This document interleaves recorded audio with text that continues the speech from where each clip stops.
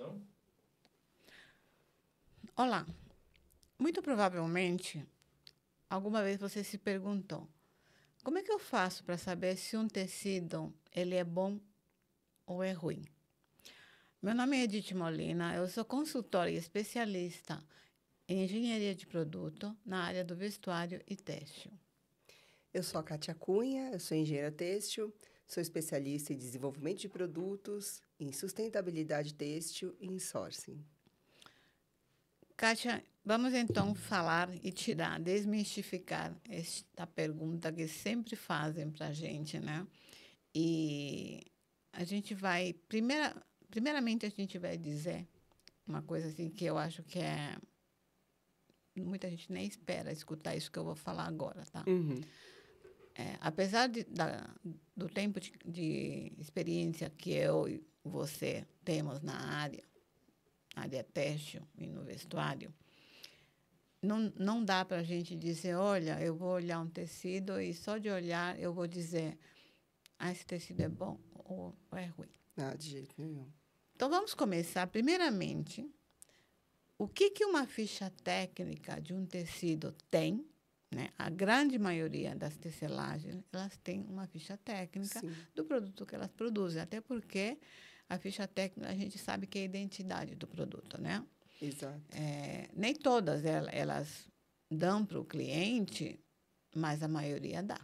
Tá? Até quanto a isso, as fichas técnicas, né? Quando eu trabalhava em tecelagem, em malharia, existem dois tipos, né? Uma que é disponibilizada para o comercial, para passar para os clientes, e outra que é interna, onde tem todo o DNA do produto, Sim. né? Existe a ficha técnica, sempre tem que existir, mas lógico que você vai diferenciar o que vai para o teu cliente. Então, para a gente só poder desmembrar cada item da ficha técnica para o pessoal que não é muito, digamos que é um pessoal mais leigo, que não é tão da área e que ele quer conhecer um pouco mais sobre o tecido, a gente vai colocar aqui agora o que tem numa ficha técnica de comum e de básico e que é obrigado por lei até. Sim. Tá?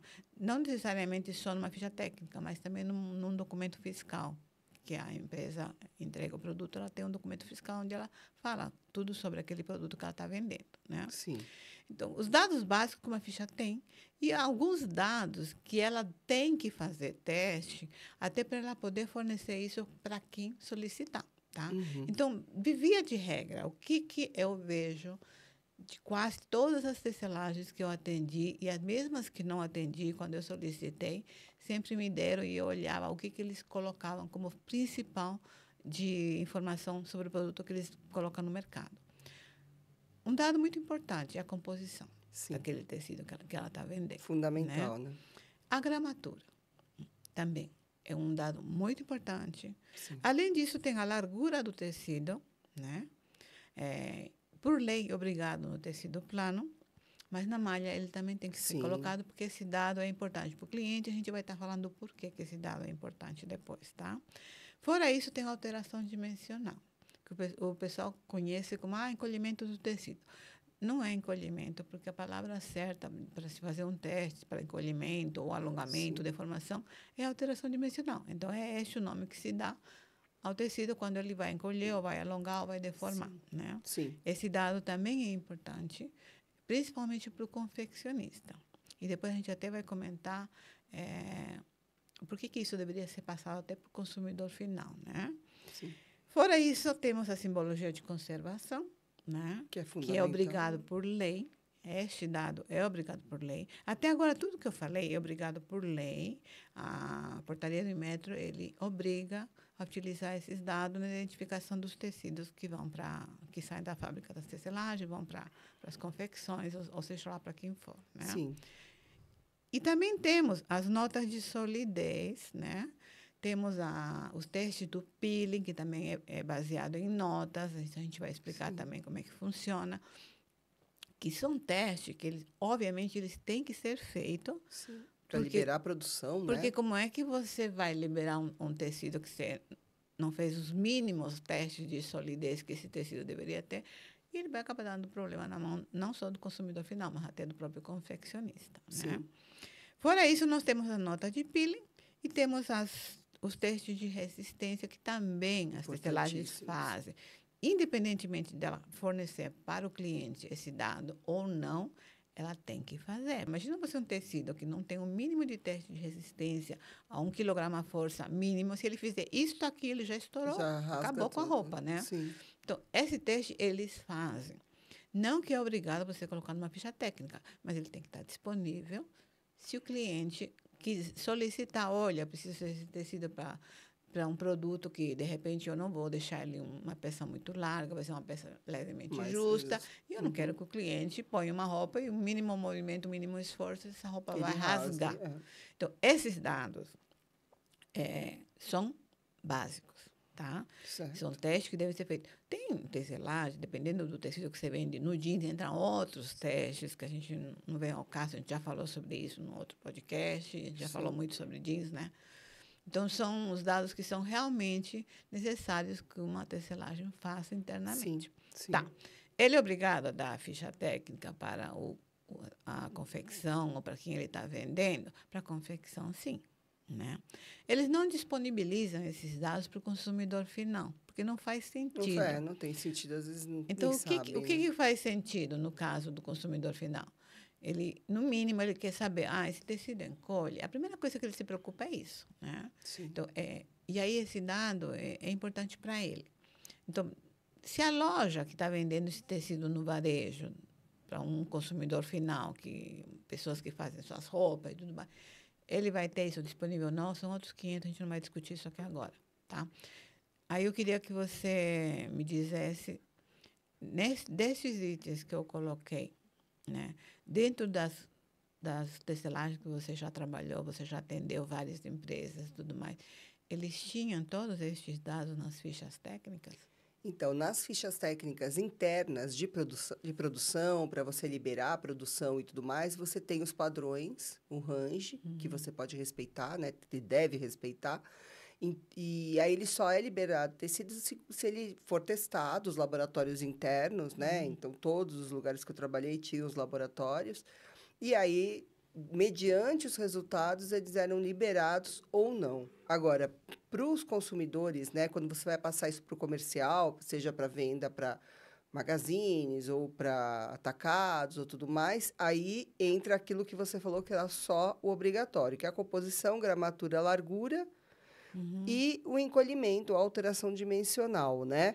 E a simbologia de conservação, que isso é imprescindível. Obrigado. Agora, as notas de solidez, de peeling e de resistência, a gente não acabava divulgando, mas existe, depois a gente vai falar nesse segundo momento do podcast, existem situações onde você precisa divulgar, se você vai atender uma licitação, se você vai atender alguma coisa muito técnica, né? Algum produto muito técnico que você precisa provar que aquele artigo ele vai performar segundo o que o consumidor precisa, né?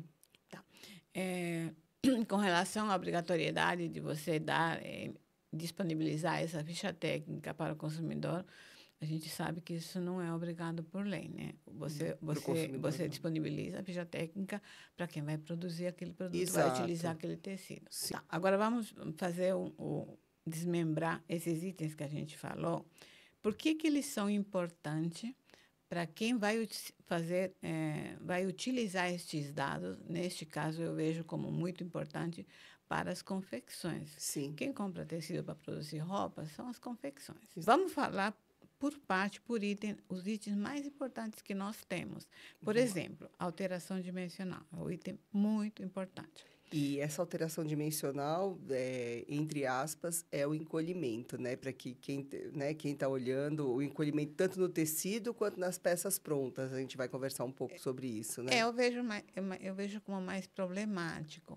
Mas a deformação também não deixa de ser importante, né? Porque a alteração dimensional, quando a peça também deforma, é uma alteração dimensional. Sim, é verdade. Né? Aí é crítico, né? Neste caso, só mesmo uma pessoa que é da área vai entender isso daí. Quem não é da área só entende se encolhe e se alonga, mais nada. Exato. Né? É o que ele vê. Então, neste caso, eu vou dizer por que este dado é importante para todo mundo. Né? A confecção, ela precisa... A gente sabe que temos um monte de fibras no mercado, né? fibras naturais, artificiais, sintéticas. A gente sabe que as sintéticas elas têm menos tendência a encolher, mas elas podem encolher também, sim. Ninguém aqui está para falar que sintético não encolhe, porque isso não é verdade. Dependendo do produto, o poliéster, a poliamida, ele pode encolher, sim. Depende do tipo Né? de ligamento, de como foi acabado, enfim, ele pode sofrer Então, alterações, sim. não é garantia de que o teu produto não vai encolher. Então, a gente sabe que tem fibras que têm muito mais tendência a encolher, Sim, e até pela absorção da umidade, pela construção dele. E não, nem por isso ela deixa de ser um produto sem qualidade, exato, né? nobre, Então, não exato. dá para você dizer, o tecido encolhe muito, não tem qualidade. Não é assim que funciona. A gente tem produtos que a gente sabe que, por natureza, da fibra, ele se mantém assim no próprio tecido, a não ser que ele tenha algum tecido que segure este problema. A lã fria, né? E Uhum. não só a lã fria, a lã em si, né? Tem sedas muito conhecidas. Nós temos a seda musseline, a seda chiffon, o cetim, a seda de construção cetim. Tem ótimos fornecedores que falam que o encolhimento deste tecido pode chegar a 11, 12%, alguns até 15%. E é uma seda Exato, pura de uma procedência muito boa. Né? exato. E a gente sabe que a seda vem do filamento longo, né? Filamento contínuo muito longo, e que, por natureza, ele tem menos problemas com É, relação à probabilidade, né? resistência, mas você não consegue tirar, dependendo da construção que esse tecido foi feito, mesmo sendo um fio muito bom, não consegue chegar num encolhimento. Então, estes tecidos prontos, via de regra, eles falam, olha, limpa seco. Sim, Eu não sim. posso dizer por conta disso, olha aqui, essa, essa seda que encolhe 12% e eu só posso limpar seco, ela não é de boa qualidade. Não, eu acho que eu acho que é meio é, se fez isso, o mercado acabou falando, tudo que encolhe, ele é de má qualidade. Mas não, né? Uma peça de lã, é a mesma coisa de falar, se você não pode lavar a máquina, não é de boa qualidade. Ou se você não pode secar em tumbler, não é. Não, tudo tem tem a sua usabilidade e também tem as suas questões de manter aquela peça íntegra, né? Até. Neste caso, quando você pega um problema desse, muito provavelmente você não fala, não, eu não vou, eu reprovo porque É, não. ele encolhe É, muito. sim, sim. Você vai, se o tecido você sabe que é um fornecedor muito conhecido no mercado, que os fios dele são de boa qualidade, os tecidos são de boa qualidade, não é por conta disso que você vai deixar de De utilizar. usar. E ele informou, né? Ele colocou os Coloca, 10%, coloca na 12%, ficha. né? Não é que você está comprando algo que você não saiba que ele encolhe. Você que vai ter que fazer a peça e passar adiante essa informação de como deve ser conservada, né? Assim como temos linhos que encolhem mais, outros encolhem menos, né? Sim, sim, Também não uso essa referência para reprovar um tecido, entendeu? sim. Então, para mim, para fechar este assunto de alteração dimensional, encolhimento, só o encolhimento não tira a qualidade de um produto dizendo que ele é bom ou é ruim, entendeu? Concordo com você. É preciso muito mais do que isso para você avaliar a qualidade de um produto, Com né? certeza, sim. Então, acho que isso daí já fechou para mim. Sim, Agora, nós temos o problema da gramatura no é. tecido, Eu acho que né? é um dos principais problemas que, assim, ou desafios que a gente tem é o da gramatura, você seguir o mesmo, você pode comprar o mesmo produto e, às vezes, a variação é um pouco maior, né? Porque se você fala, a gramatura, ela tem uma tolerância de 5%, mas se você compra um tecido no limite inferior, eu comprei um tecido no limite inferior da gramatura, mas ele está dentro. E você compra depois outro lote que ele está no limite superior dos 5%, dependendo da gramatura desse tecido, se ele for um tecido mais leve ou um pouco mais pesado, se não for médio, ele vai impactar, né? Então, a gramatura, ela pode estar dentro do range dos 5% ou Uhum. do 3%, quanto você quiser considerar, mas ele impacta sim, ele impacta bastante, ainda mais no rendimento nas malhas, né? Nas malhas, isso é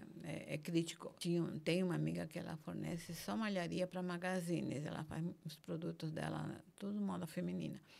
E as magazines, quando elas vão comprar algum produto de malha, a primeira coisa que eles grifam bem grande numa ficha de compra é a gramatura desse tecido. Gramatura por metro quadrado, eles preferem calcular desse jeito.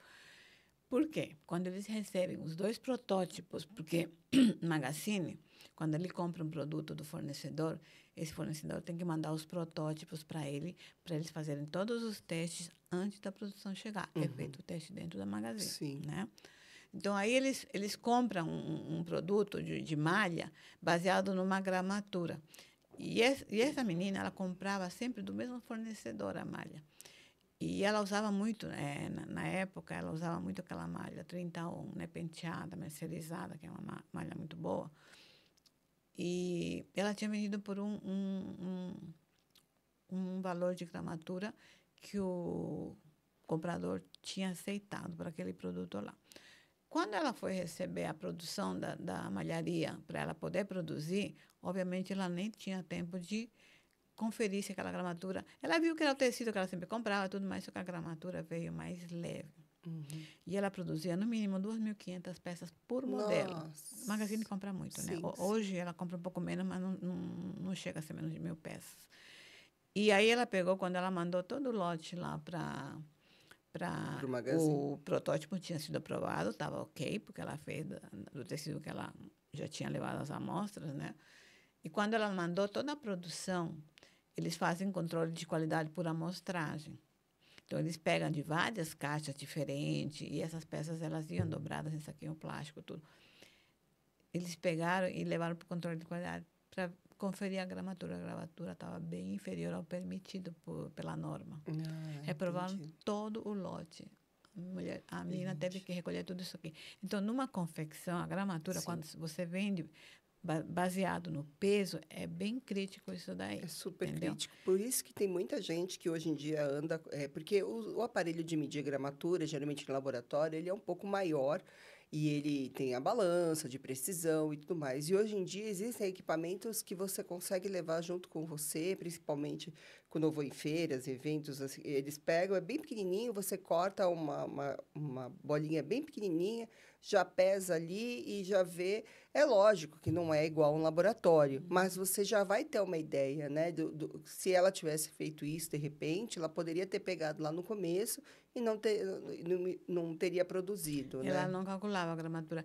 E eu sempre falo, porque o laboratório, quando ele vai calcular uma gramatura de um tecido, primeiro que tudo em laboratório tem que ser climatizado, né? Sim. E tem a umidade também a 65%, que também agora abriram uma outra opção, que é nova, mas isso é em comum acordo com o cliente, não que você vai usar sempre no laboratório.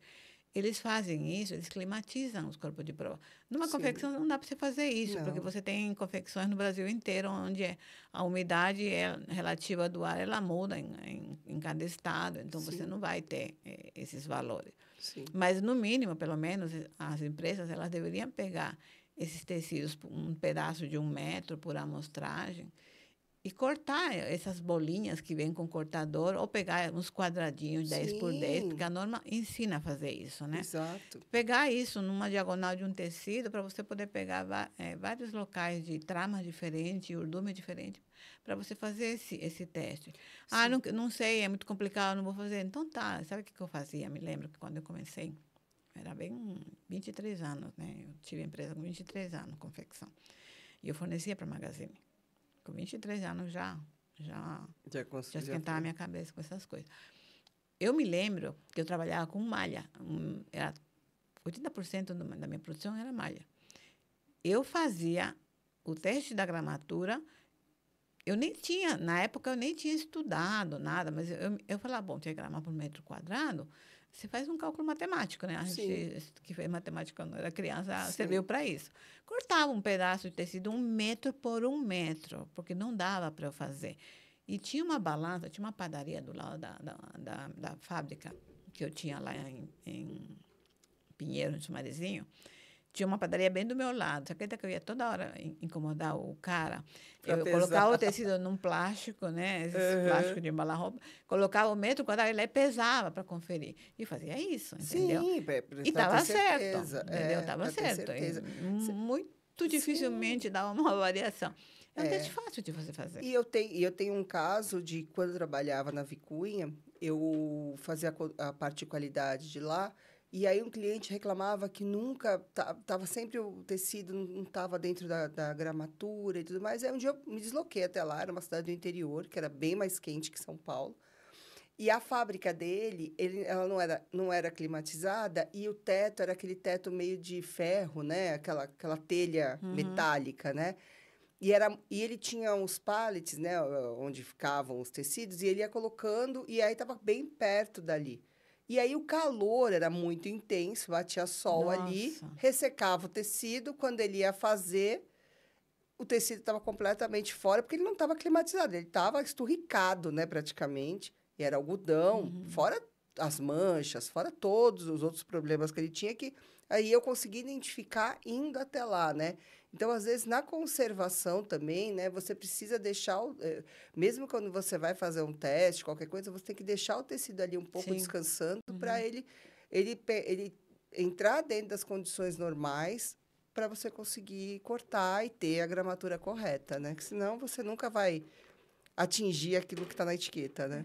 E no caso da confecção, às vezes, ela utiliza o peso também de gramas por metro quadrado para estipular que tecidos que ele vai trabalhar numa estação mais fresca, num verão, Sim. numa meia estação, no inverno. Tem muita coisa, principalmente a roupa que você vai usar por cima, que é que vai te proteger de um frio, por exemplo, eles costumam utilizar uma gramatura maior, um tecido mais pesado, que é justamente para ele cobrir o que está lá junto com a pele, porque nem sempre você fala. Tem gente que fala assim: você vai usar um tecido de camisa com 115 gramas por metro quadrado no inverno? Gente, o que você vai pôr debaixo de um abrigo? Ninguém Você vai precisa andar, pôr uma né? camisa, você precisa pôr uma blusa. Alguma coisa vai ter que pôr, porque você Ninguém não vai vai sair com pôr. uma camisa que proteja de 10 graus, né, do inverno. Então, esse dado, isso aqui é só para verão, isso aqui. Não, não funciona desse jeito. É sim, se você vai usar uma peça única. É Exato. uma peça que você vai pôr no corpo e acabou. No verão, você não vai pôr um tecido pesado, porque você vai pôr um vestido, vou pôr uma blusa, uma calça. Obviamente, eu não vou usar um tecido pesado, porque Exato. aquilo vai ser usado como peça única. No inverno, não é peça única. Até porque você põe um casaco, que nem agora, tá frio pra caramba, né? Tô com um casaco aqui que é pesado e é grosso, né? Sim. E aí eu tô por cima de uma camisa, eu tô com um pullover. Então, tem uma camisa por baixo com 105 gramas por metro quadrado e não deixou de De te ser útil no proteger, inverno. né? Sim. Então, isso se usa quando é peça única, Isso né? é para um moletom, soft, né? Produtos que são claramente de inverno e que eles podem ser flanelados ou felpados ou não. Aí eu acho que a gramatura ela entra dentro de um outro nível, né? Quando você vai falar de soft, quando vai falar de moletom, mas agora as malhas mais simples, né? Para camiseta ou para calça, que não sejam esses que eu falei, aí você não vai jogar tanto, né, com a Não. gramatura para o conforto, né? Então, em gramatura, para mim, eu acho que é isso que é fundamental para a pessoa entender, quando ela vai comprar uma roupa, seja no e-commerce, digamos que a pessoa fala, se bem que no e-commerce eu vou te dizer uma coisa, eu nunca vi nenhuma loja colocando a gramatura do tecido Não, dessa peça. não, nenhuma. Não tem, né? Então, a Não. pessoa fala assim, como é que eu No vou máximo comprar uma coloca um peça fio, dessa? né? É uma camiseta 31, alguma coisa assim, Às mas vezes não nem isso, coloca. né? Agora, uma coisa que eu esqueci de falar na alteração dimensional, para o leigo que não é da área e quer saber se aquilo lá realmente, digamos assim, encolheu muito como peça pronta e tudo mais. O que eu sempre oriento as pessoas quando elas compram um produto, né? Eu vou comprar uma peça, mas eu não sei se tecido me falaram que ele encolhe muito. Dependendo do fabricante, tem tecidos que encolhem mais, outros encolhem menos, né? Mas só de olhar você não vai saber. E Não. você pergunta para as lojas, elas não sabem, não sabem. Você pergunta assim, por que isso aqui não pode lavar com água?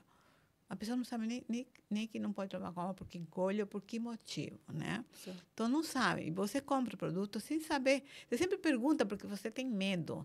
E eu mesmo, quando eu vou comprar, eu vejo, falo assim, puxa, é de uma fibra que tem fornecedor que não encolhe, tem fornecedor que eu sei que encolhe. Sim. Mas como é que eu vou saber quem é o fornecedor daquele produto que está pronto numa loja? Não, Não tem mas já não como. E tem eles mais não vão como, falar, é. nem eles sabem, né? Exato. Os vendedores não sabem de onde que vem o tecido. E aí, o que acontece? A pessoa fala, olha, nunca ninguém reclamou. Então, é a resposta que todo mundo te dá. Então, o que acontece? Quando eu levo um produto para cá, eu sei que tem uma lei que te protege por 30 dias. Você pode devolver esse produto por 30 dias se ele apresentar algum defeito, né? Sim, sim. E aí eu falo, vou lavar rápido, então, para ver. Eu lavo 3 vezes, no mínimo. Se com 3 vezes encolheu e se manteve, eu já paro por aí porque eu sei que não vai encolher mais.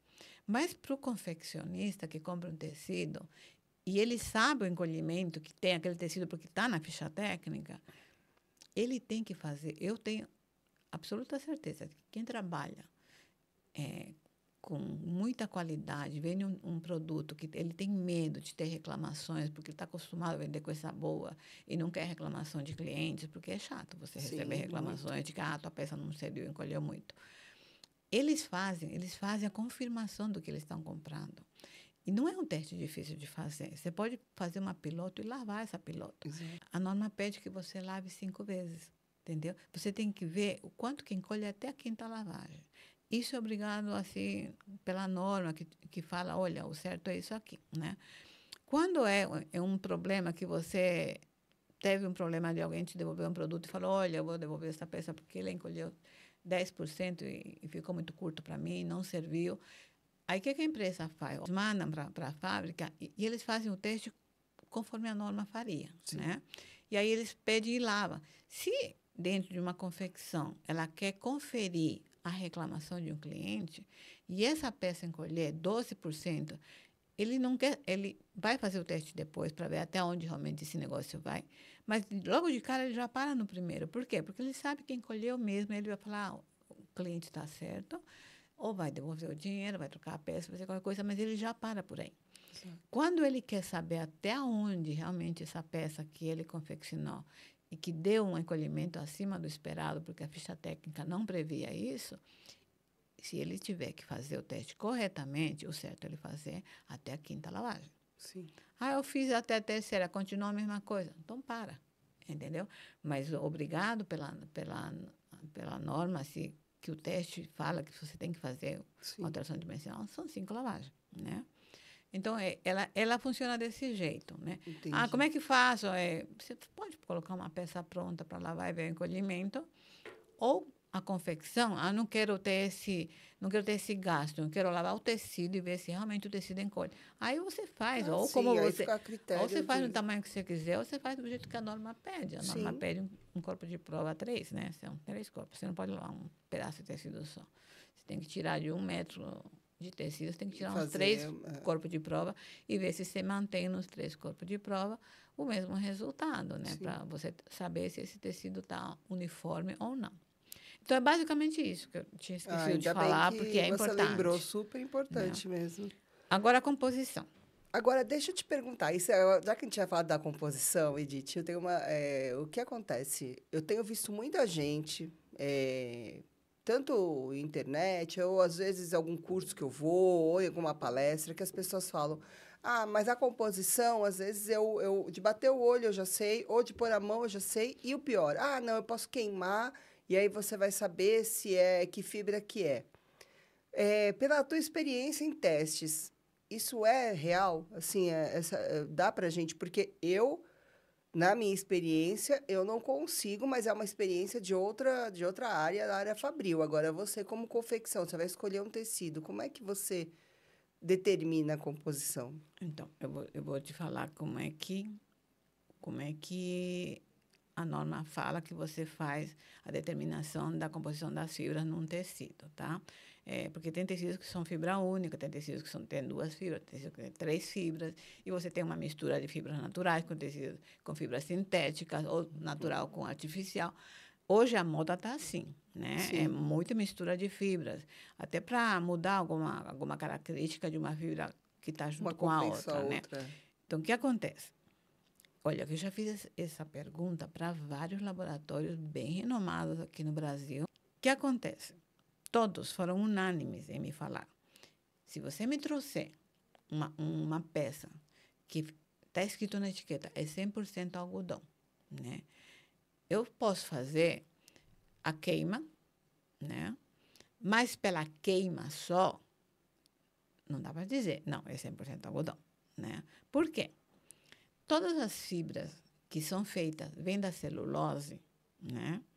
Todas, quando você queima, tem um cheiro de papel queimado. Todas. Uhum. Então, aí você já descartou. Você não vai ter certeza. Então, o que elas fazem? As fibras naturais, quando você olha no microscópico, aquele microscópico que eles falam morfologia microscópica, que é Sim, um sim, a baita de morfologia. microscópico Sim. que aumenta mais de 1000 vezes, né? Não é uma lupinha, é um Não, microscópico poderoso. sim. Que você olha aquela fibra e você vê aquela morfologia, tem um desenho. O algodão tem Tem, um desenho específico dele, né? sim. Então, ela me falou assim, pela morfologia, eu consigo já chegar mais perto de um resultado. Pela queima, não, porque eu tenho várias fibras com o cheiro de papel queimado, né? Sim. E até quando você queima e ele vira uma cinza, eles têm um nome para aquilo, né? Então, todas essas celulósicas têm esse aspecto depois da queima Sim, também, que parece né? um Então, o papel cheiro queimado, você sim. tira, né? O cheiro você elimina. E aí você tem também o ponto de fusão, que é uma maquininha, né? Que ela, na realidade, ela é muito utilizada quando esse tecido é sintético ou fibras químicas que foram feitas em laboratório. Aí você vai pelo ponto de fusão. Isso funciona muito mais no sintético, porque é este que elas conseguem dizer, por este dá para testar. Entendeu? Dá Uhum. para atestar de que realmente isso aqui é poliéster, é poliamida. No caso do poliéster e da poliamida, quando você queima e é poliéster puro, ele vai virar uma bolinha preta. Como se fosse uma borrachinha, né? Ele Sim. fica, porque ele se contrai todo, vira uma É o bolinha preta, plástico porque é queimando, né? plástico. É. E a poliamida, ele se contrai todo e fica uma bolinha branca. Sim. Só que hoje está se usando muito elastano na poliamida. Então, como é que você vai dizer que a poliamida ficou uma bolinha branca se tem o elastano ali que já mudou a cor da bolinha? Exato. Entendeu? Então, aí eles vão fazendo essa. Aí tem a solubilidade, a solventes, né? Químicos, Exato, é. que também se usa. Então, são 4, 5 tipos de teste para você realmente dizer isso aqui é tal fibra, com certeza é garantido, e até a quantidade em massa de cada fibra que tem Sim. nisso daí. E, às vezes, nesse tecido, nos 100% que você tem de uma composição, você vai chegar numa fibra que não dá para chegar no valor exato ou não dá para chegar qual é a fibra que está aqui misturada. Isso quando você não sabe, tá? Porque às vezes você tem tecidos que são levados ao laboratório, mas a pessoa sabe que tem 3 fibras lá, são essas daqui. Tem uma que eu não consegui detectar. Então, o laboratório tem que fazer esse teste, tentar detectar, e às vezes é É impossível, impossível, tá? sim. Então, assim, não dá para você dizer, vou queimar, eu já sei o que é. Não dá. A queima é uma das hipóteses. E Sim, só por ela você não pode atestar. sim. Entendeu? Não dá para você dizer, vou tocar e vou ver que fibra que De é. jeito nenhum. Aquela história de que o poliéster, você sabia, porque ele é mais áspero, Que ele é mais já não seco, dá para você usar isso. porque a poliamida é gelada e o poliéster hoje, com a tecnologia, Não tem dá. poliésteres que parecem algodão, Super macio, parece seda, sim, né? E se você não queimar e ver se realmente vai virar uma bolinha ou vai virar uma, como é que uma fala? Tipo um pérolazinha. pozinho, né? Porque Ah, a sim, seda, sim, ela vai virar um pozinho, sim, só que a seda não cheira papel, exato. né? Ela cheira pelo É, queimado, né? Então, porque é animal, é uma fibra animal. Então, você tem um sim, cheiro diferente. Assim como as artificiais têm cheiros diferentes quando você queima, mas se sim. ela estiver misturada, não atesta nada também. Não, não. A poliamida tem cheiro característico dele na queima. O poliéster também tem cheiro característico. Não, e as fibras sintéticas hoje, né? Na última viagem que eu fiz para a China, você vê fibras para a parte de underwear, por exemplo, que elas são perfeitamente confundíveis. Nem sei se existe essa palavra, mas elas podem ser confundidas com algodão. Elas são Sim, muito próximas, sim. assim, muito em toque, em tudo. Então, é muito hoje em dia. Eu acho que uma década atrás, pelo menos, você conseguiria até chutar mais fácil, mas hoje em dia não Não. assim, não é sensato você ir por achar, né? Você tem que fazer mesmo os testes e encontrar o resultado ali. Eu sempre falo, eu sempre oriento as confecções, pelo menos, que são as que mais correm atrás disso, porque elas estão preocupadas, não querem ser multadas, né? Por estar colocando etiquetas erradas. Eu Sim, sempre falo, olha, leva para laboratório. Se você sim, quer ter certeza, se você não quer correr risco de ser multado, leva esse tecido que você está desconfiada de que tem uma mistura de fibra aqui, né? Porque não adianta você ficar queimando esse tecido aqui, que você não vai chegar num resultado 100% bom.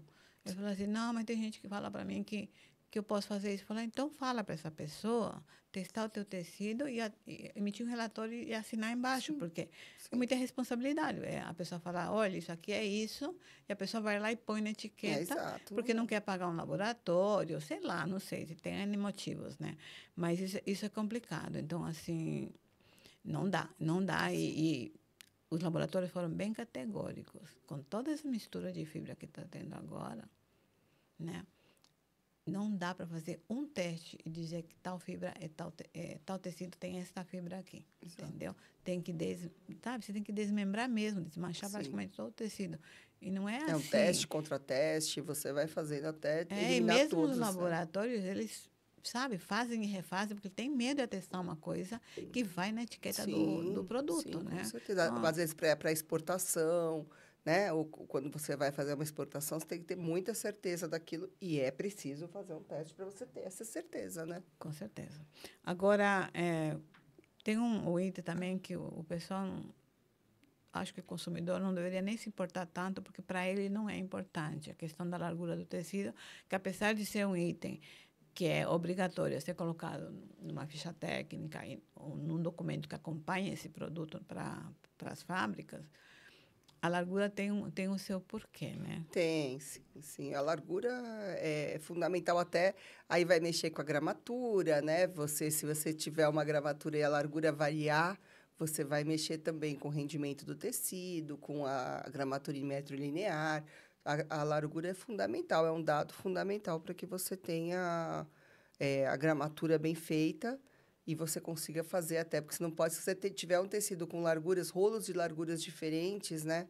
Você não vai conseguir cortar, vai ter desperdício, você vai ter que sempre ser pelo menor, né? Pela E menor pode ter, né? largura. Porque, às vezes, até no próprio mesmo lote da empresa, eu já vi vários tecidos que saem com larguras assim Sim, diferentes.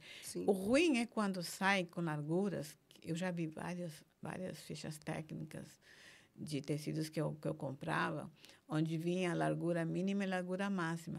Só que a Uhum. gente sabe que a norma, tá bom, não é lei, mas tem uma norma, né? Tem uma tolerância para essa largura, né? Se não me engano, é mais ou menos 2%. A gramatura, a gente não falou, mas a tolerância é mais ou menos 5% que 5%. você pode ter de A largura tolerância eu ali. acho que também chega até a 3 em alguns lugares. A Eu vi. gramatura, a Não, gramatura é 5. e a largura eu acho que deve, às vezes chega no 3, mas eu vou pelo Eu 2 acho que é que o entre 2 mais. ou 3%, não tenho certeza, tá?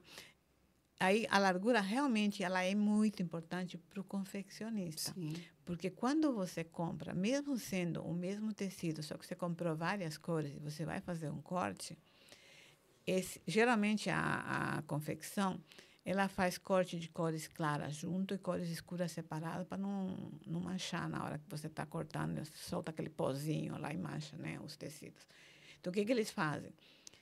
Para eles fazerem esse infesto, que é feito no papel, seja no CAD ou seja manual mesmo, eles precisam da largura menor para Uhum. eles nunca precisassem colocar esse papel, esse risco na mesa e ele não dá no tecido na largura que foi comprado. Então, o que eles fazem? Eles pegam as menores larguras dos rolos e fazem o risco por esta largura aqui.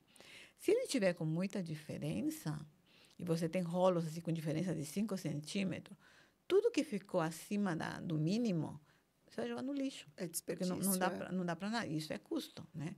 Então, para as confecções, independentemente de ser malha ou de ser tecido plano, esse valor ele é muito importante, Sim, entendeu? sim. Então, agora, num consumidor, numa pessoa que quer entender sobre tecido, não vai fazer muita diferença para É. ela a largura do tecido. Mas na confecção, acho que eu acho que também de reclamação que eu me lembre quando eu fazia assistência técnica, era uma das principais reclamações, era da largura. Inclusive, a empresa, ela pagava a diferença quando era a maior, né? Uhum. Porque, assim, se o rolo, todos eles têm 1,20 m, tem que ter 1,20 m. Aí a maioria uma grande maioria tem 1,20 m, teve, sei lá, de 50 rolos, 20 rolos que foram com 1,15 m.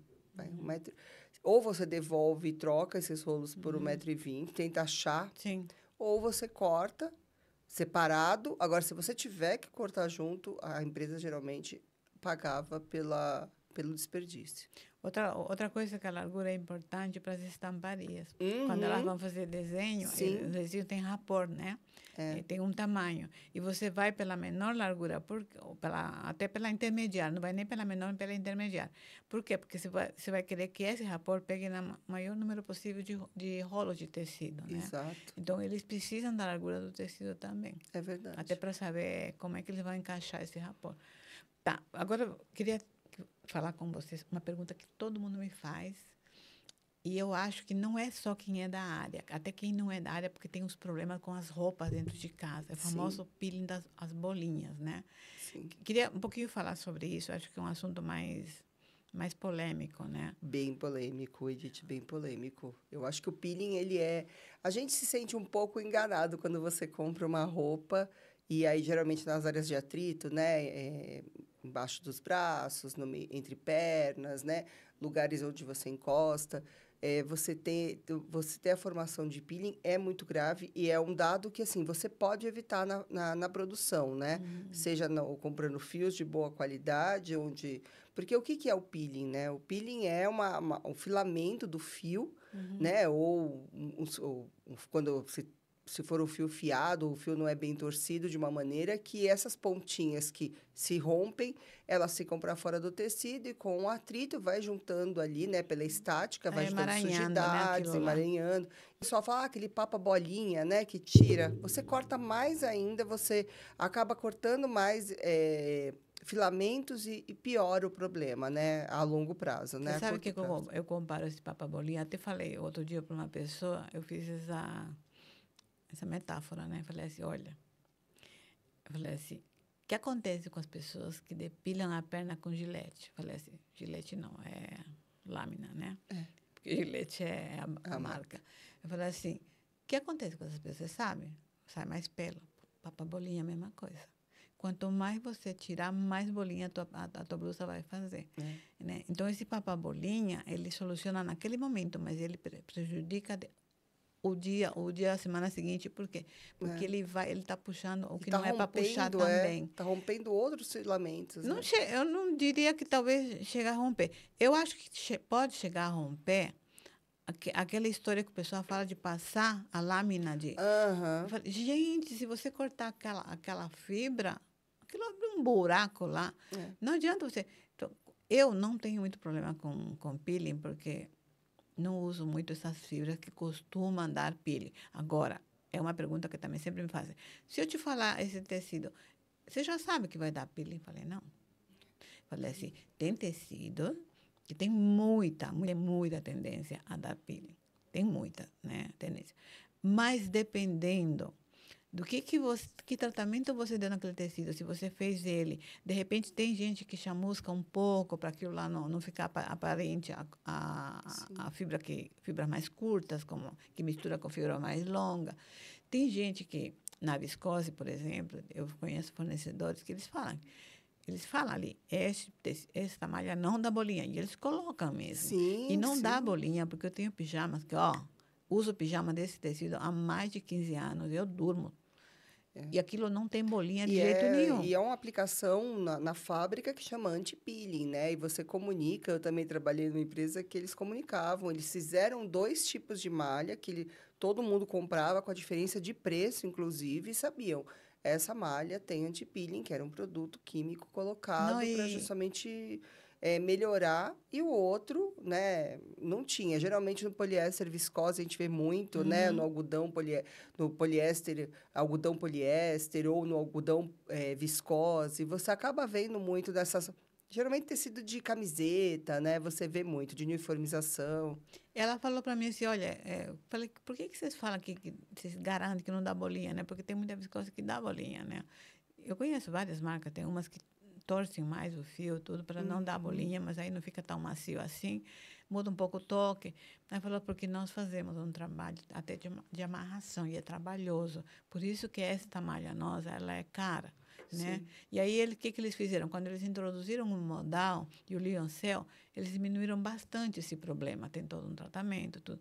E a fibra, a gente sabe que o Lioncel e o modal, eles são mais tecidos diferentes, o fio, né? O fio é Sim. diferente da viscose. Sim. Então, ela falou, é um trabalho a mais que a gente faz na viscose comum. Então, por isso que a gente garante que não dá bolinha. Então, não dava. As pessoas falam para mim, essa viscose dá bolinha. Eu olho assim e falo, bom, tem umas fiozinhos aparecendo, a chance de dar bolinha é grande. Eu já peguei isso até em 100% algodão. Não, e às vezes eu faço um teste simples. Você pega o tecido ali, dá uma esfregadinha, faz uma fricção e você vê. Você vai olhar na hora, se você um pijama, na própria peça pronta. Eu, quando vou comprar, se eu tenho uma dúvida, eu faço isso.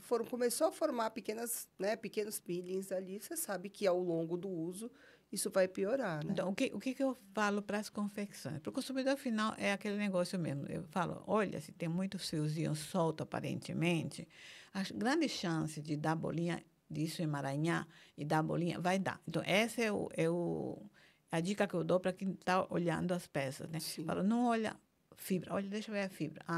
É acrílico, vai dar bolinha. Conheço acrílico que não dá bolinha, entendeu? Então, assim, e tem acrílico que dá muita Sim. bolinha. Então, eu falo assim, não dá, gente. Falei, depende de quem está vendendo esse produto. Alguns garantem mesmo que o produto não vai dar bolinha e não dá. E até falam como é que você tem que cuidar a peça para não forçar a bolinha a aparecer, né?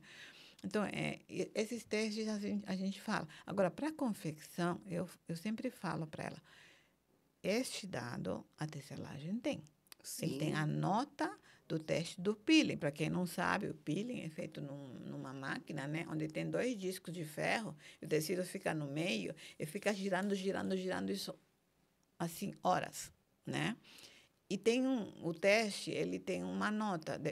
Se ele chegou no limite desse tempo do teste e ele não tiver dado quase bolinha, eles vão olhando os padrões, né? Os padrões de controle de qualidade, e eles vão dando nota de 1 a 5. 1 e 2, via de regra, é reprovado. A confecção, às vezes, nem lança.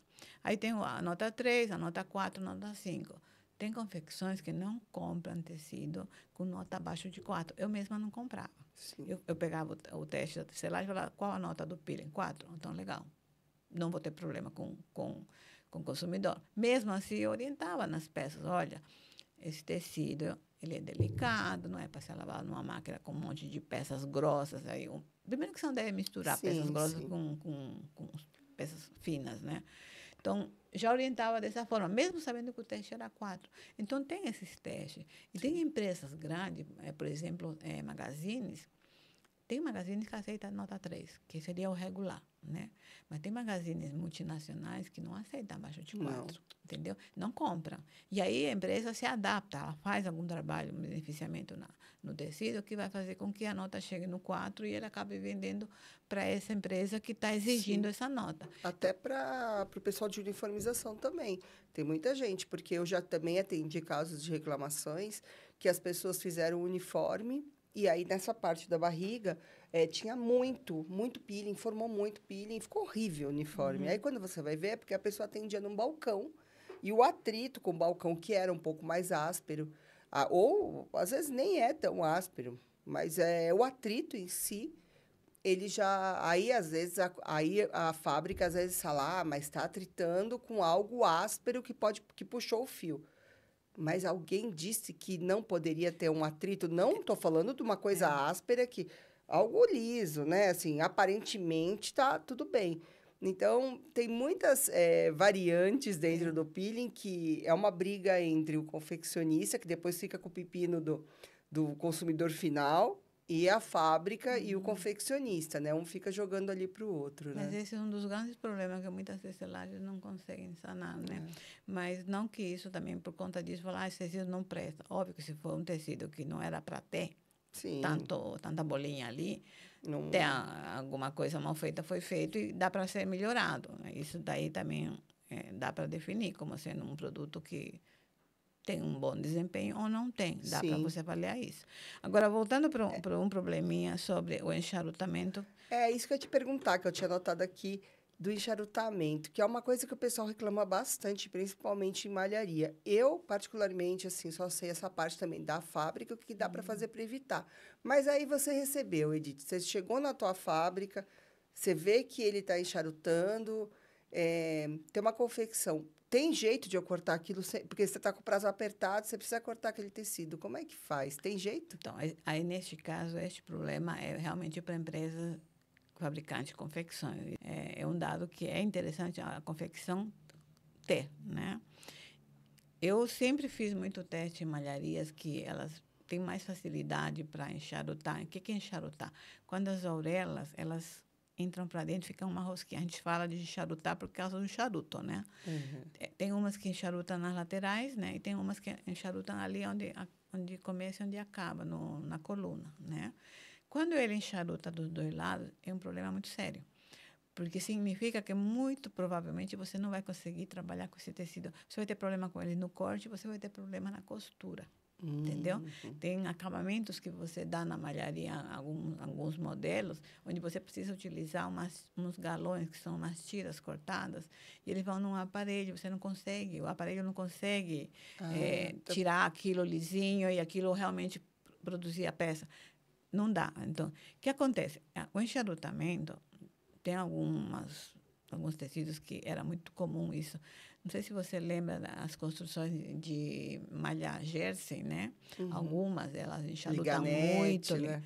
A liganete, o maior problema dela é o corrimento de fio, né? Mas o enxarutamento, ele também tem. Tem suplex, que o pessoal conhece, que é aquele tecido famoso, que é um tecido clássico, né? Uma malha clássica. Mas também quando dá para que se usava enxarutar. muito. Quando ele enxaruta muito, mas aí teve todo um... Tem muito elastano, né? Ainda por cima, né? Mas não são todos, né? Tem Não. alguns que enxarutam mais do que outros. A confecção recebe aquilo, ela fala, gente, não vou conseguir cortar isso aqui. Quando enxaruta muito, e você segurar ele e tudo mais, o que acontece? Eu pedi para fazer um teste, se as peças, depois de cortadas, elas iam realmente virar um charuto mesmo. Aí, neste caso, fica difícil para a costureira manusear. Ela não vai conseguir manusear aquilo lá, tá? No corte, se você prender ela com as garras, aquilo tem solução, porque enquanto você estiver cortando, você consegue controlar esse enxarutamento. O problema é quando a orelha está tensionada. Aí, quando ela está tensionada, esse tensionamento nas orelhas do tecido, ele vai formar um monte de ondas no meio do tecido. Aquele que o tecido fica ondulado, Fica sim, todo já vi. ondulado. Quando é tensionamento, não tem como. Você vai ter que tirar um pouco da orelha, né? Para ver até que ponto ela vai me liberar no meio da malha, vai me alisar um pouco, né? E às vezes você consegue, dando pique nas bordas, você consegue com que ela abra um pouco e aquela ondulação toda no meio ela suma, mas tem vezes que não some. E aí, isso é papo para outro podcast, onde a gente vai estar falando na confecção, como você pode solucionar esse problema. Dá para solucionar? Dá, desde que não seja tão crítico assim, a ponto de você não conseguir. Tão grave. Mas você vê que, às vezes, você vai perder. Você tem um pedido, por exemplo, muito grande. Você vai perder o tempo tentando arrumar uma situação, porque você não tem nem tempo de devolver aquele tecido e pedir outro, e você precisa cortar, você está com o seu prazo apertado, mas você vai perder mais tempo tentando resolver uma situação que não te pertence, né? Porque você já tem todas as questões da confecção, então você vai ter que ter esse tempo de resolver o que aconteceu na tecelagem e veio para você, então, né? mas esses dados que eu estou te passando é baseado em estudos e testes que eu faço para ver até que ponto eu consigo manipular esse tecido na mão, né? No caso do enxarutamento, eu sempre falo, antes de você cortar uma produção, corte algumas peças e veja se essas peças, depois de cortar, porque você consegue controlar no corte, depois de cortada, não tem jeito. Sim. Você vai precisar pôr a mão nessas peças cortadas e você costurar. Se dificultar muito para você costurar, porque você não consegue abrir e você vai perder tempo tentando abrir, aquilo é improdutivo. Exato. Aquilo não é vale viável. A pena, então, né? não dá. Não conseguiu manusear, não conseguiu botar em aparelhos para fazer acabamentos que essa peça vai ter, então não vai te atender, entendeu? Agora, entrando nesse caminho da confecção, Uma coisa que você falou no podcast passado, que é interessante, foi super interessante, o pessoal perguntou, é sobre o desvio de trama. Como é que funciona isso dentro O desvio de trama, da ele tem confecção? nos tecidos, se calcula mais nos tecidos planos, né? Porque na Sim. malha a gente chama de torção, né? O desvio de trama também tem nas malhas. Você consegue ver. Mas não dá para você fazer o teste que a gente faz no tecido plano, que você rasgar e ver até que ponto. Se ele forma um ângulo, né? O desvio de trama, ele é crítico quando ele passa dos 3%, principalmente na sarja. Porque a sarja, por causa da construção dela, passou de 3%, ela já tem, via de regra, você já vê o tecido, as diagonais e tudo mais, e o pessoal às vezes pensa assim, puxa, esse tecido acho que vai torcendo. Porque ele acaba meio que confundindo, né? A construção com tecidos de tela, que às vezes estão com desvio de trama, e dá para ver que eles estão meio tortos, né? A tela dá essa impressão mesmo. Então, no desvio de trama no tecido plano, na sarja, acima de 3%, se você produzir um tecido desse, uma calça, por exemplo, que é uma peça mais comprida, você vai ter peças entortando. Então, é interessante você calcular esse desvio de trama, não deixar que ele seja maior do que 3%. Passou de 5%, aquela peça vai torcer. E aí você falou que na malha tem a torção, né? A torção, a gente também só consegue pegar, você consegue pegar na peça pronta. Você não consegue pegar isso no tecido, a não ser que você faça testes. Você vê na malha, porque a malha, no sentido da coluna, tem umas caneletinhas, né? A malha comum, meia malha comum, né? Ou malha comum que é feito por trama. Você tem a malha, quando ela tem desvio de trama, só de você olhar o tecido assim, você vê, parece que ele está torto, né? Só que você só tem uma visão melhor. Tanto que a norma, existe um teste para peça pronta. Você fecha o tecido, mas você tem que ter um círculo, né, para ver quanto que isso vai torcer mesmo, né?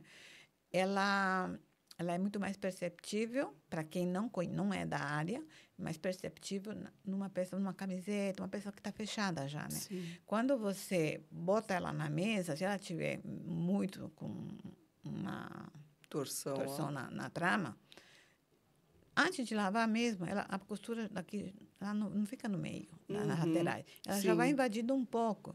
E aí você vai ter que calcular a porcentagem dessa torção para ver se realmente aquilo não vai piorar depois de lavado. Porque depois de lavado, a chance dele piorar é maior. Então, nesse caso, é muito importante que as confecções saibam fazer esse teste também. Porque é uma peça que vai ser vendida como segunda ou terceira qualidade. Exato. Né? Então, assim, falando... São testes assim, que não daria tempo de a gente falar. Tem os de solidez, que também provavelmente a gente vai estar falando uma outra hora, porque o nosso tempo já está acabando. Né? A gente ia falar sobre solidez, que é super importante, né? Mas a solidez, eu acho que dá para dar uma pincelada, que ela é muito importante quando você vai falar, por exemplo, de uniformes, de peças que tem que se manter, ou de peças que você tem que conservar, esportivas. É crítico. Você precisa conservar aquela peça de uma maneira... ou quando você não respeita a conservação, né, as instruções, e aí ela acaba desbotando mais rápido, e dependendo da composição, já vai desbotar mesmo ou não. Mas eu acho que a solidez, depois, quando a gente for falar mais a fundo... ela é um fator ali de qualidade também, né? Para qualquer peça que tem que ser levado em consideração. E é um tema importante porque ele entra em todos os tipos de roupa que você tem no mercado. Então, eu acho que não vale a pena aqui correr para falar sobre isso, porque a gente tem vários tipos de solidez e que a gente sabe que as empresas que vão confeccionar precisam ter esses dados até para se garantir. E as tecelagens, elas fazem esses testes porque também não querem problemas com qualidade de solidez dos produtos. Isso a gente vai deixar para uma outra hora. O que eu queria fechar aqui agora com você, voltar para a pergunta que todo mundo me faz. Como é que eu faço para saber se o tecido é bom ou ruim? Sim, exato. Era a minha última pergunta para você. Como é que faz? Dá para saber... olhando ou pegando no tecido? Tudo que a gente falou aqui, eu acho que a pessoa já se tocou de que as coisas não são bem assim, né? De que não é assim, tem uma bolinha de cristal, eu vou olhar aqui e vou falar, esse tecido não está bom, entendeu? Porque quem é da área e trabalha, mesmo quem é confeccionista, tem uma marca e tudo mais, se ele não conhecer nada, ele vai ter problema, com certeza. Exato. Se ele montou um negócio sem ter mínimo conhecimento, ele vai ter problema. Isso é quase certeza. Agora, eu sou um consumidor.